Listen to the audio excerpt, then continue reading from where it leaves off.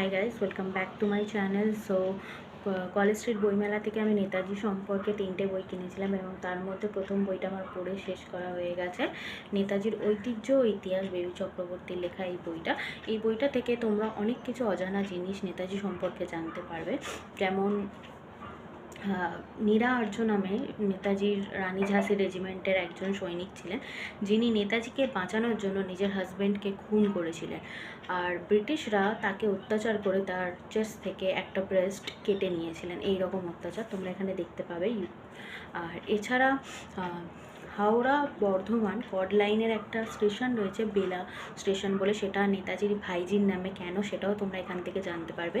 এছাড়া আমরা জানি সুলেখা কালী, মানে আমি সিরিয়াসলি জানতাম না এই বিষয়টা। আমি যখন কলেজ স্ট্রিট বইমেলায় গেলাম তখন দেখছিলাম যে একটা কাউন্টারে খুব ভিড় এবং সেটার মধ্যে কালি বিক্রি হচ্ছে, ওই নিপ পেনের কালি যে হয়, এবং সুলেখা কালী। বাট এই সুলেখা কালীর যে ইতিহাস রয়েছে, যে এটা আমাদের বাঙালি ব্যবসা, মানে বাঙালিরা প্রথম এই কালিটা আমাদের দেশে চালু করেছিল স্বাধীন বলছি পরাধীন ভারতে, এবং বিপ্লবীরা এই কালিটাকে ইউজ করতো।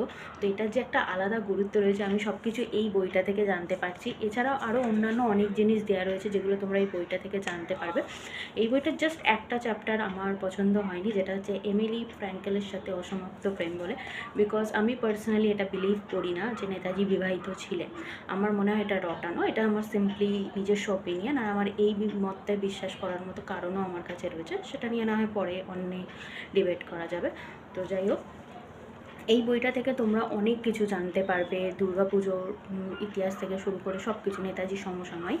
তো এই বইটা অবশ্যই আমি 280 টাকা দিয়ে কিনেছিলাম, তোমাদেরকে বলেছিলাম। আমি প্রথমে কেনার পর যখন দেখলাম যে এমিলি সেঙ্কেলের চ্যাপ্টারটা রয়েছে, আমার তখন মনে হলো যে ভুল বই কিনে ফেলেছি, কারণ নেতাজিকে নিয়ে মার্কেটে এরকম অনেক বই অ্যাভেলেবেল রয়েছে যেগুলো ওকেজো আমার মনে হয়।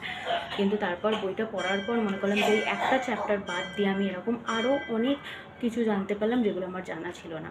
আর পার্সোনালি ওই সুলেখা কালীর ইতিহাসটা জানার পর আমার মনে হচ্ছে যে আমি নিজে একটা সুলেখা কালীর ওই স্বরাজ বলে যে ডিব্বাটা, সেটা একটা কিনবো, আর ওদের একটা নিপ পেন আমার সংগ্রহে রাখবো।